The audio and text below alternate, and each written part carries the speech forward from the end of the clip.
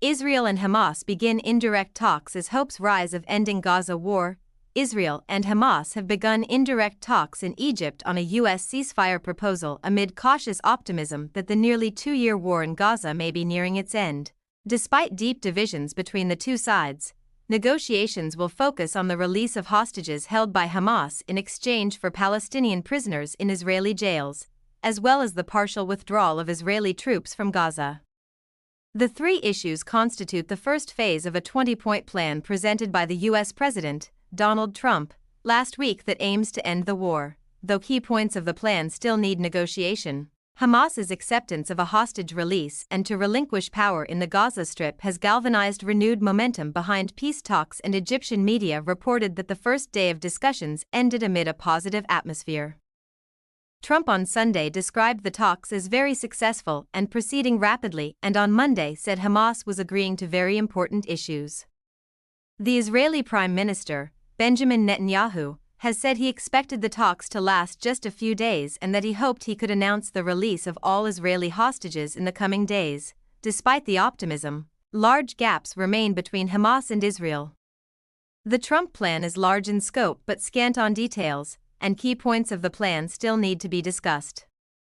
The talks on Monday began with a meeting between Arab mediators and the Palestinian delegation, after which mediators would then meet with the Israeli delegation.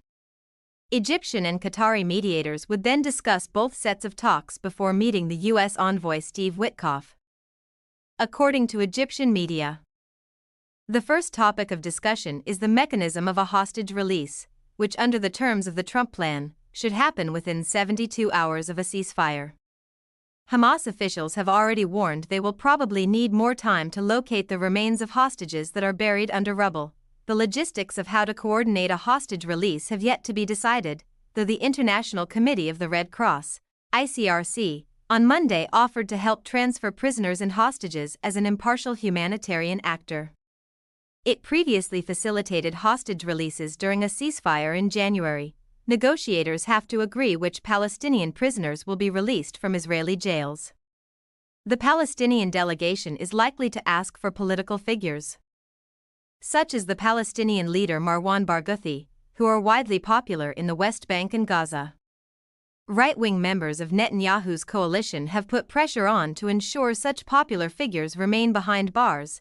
Israeli media has reported Itamar Ben-Gvir, the far-right public security minister, threatened to quit the government if Hamas still existed after the release of hostages, adding another complication to already fragile peace talks. The U.S. has asked Israel to stop bombing Gaza, with the Secretary of State, Marco Rubio, saying on Sunday that a cessation in bombing was necessary to facilitate the release of hostages. Despite this, Israel has continued to strike and fire on Palestinians in the Gaza Strip, killing at least 19 people, including 2 aid seekers, in the last 24 hours, according to the Gaza Ministry of Health.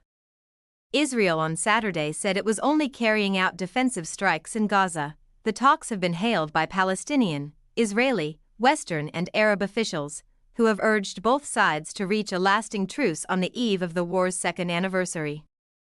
Egypt's President, Abdel Fattah al-Sisi, welcomed the Trump plan on Monday, which he said could lead to lasting peace.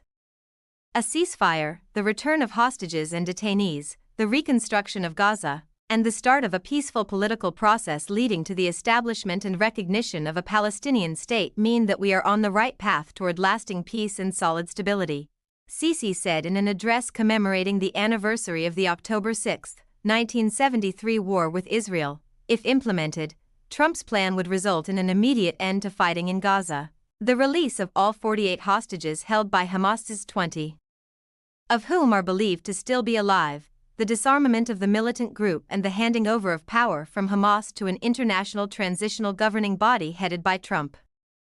Israel in return would gradually withdraw to a buffer zone at the edges of the Strip and return nearly 2,000 Palestinian prisoners. The plan would also send a surge of humanitarian aid to Gaza, parts of which are experiencing famine due to an Israeli aid blockade, and reconstruction funds for the demolished Strip. If talks manage to succeed in reaching a consensus on the first phase of the Trump plan, they will then have to grapple with more existential issues concerning the long-term future of Gaza, including Hamas's arms, long-term withdrawal of Israeli troops from Gaza, the makeup of the transitional governing body and a pathway to a Palestinian state. The EU would like to play a role in the transitional governing body in Gaza.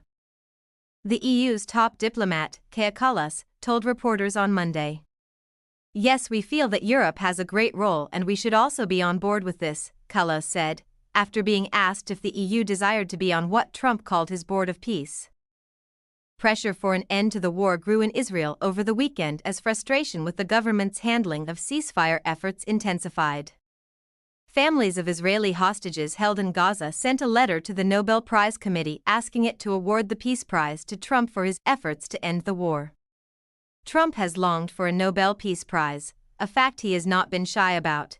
"We strongly urge you to award President Trump the Nobel Peace Prize because he has vowed he will not rest and will not stop until every last hostage is back home," the families said in their letter. In Gaza, exhausted residents prayed for an end to the war. Israel's campaign in Gaza has killed at least 160 Palestinians and wounded about 170,000. Israel launched the war after Hamas-led militants killed about 1,200 people and took 251 hostages on October 7, 2023. Israel stands accused of committing genocide in Gaza by a UN Commission of Inquiry, the world's leading association of genocide scholars and several human rights organizations. Israel denies the claim and says it has only acted in self-defense, from breaking news to huge investigative projects, from masterfully told features and long reads to reviews, podcasts, videos, lifestyle advice and much more. It's an incredible amount of valuable journalism, and it costs a lot of money to produce. However, we keep our website free to read because we believe access to quality news is a global public good, a positive force for the health of democracy around the world.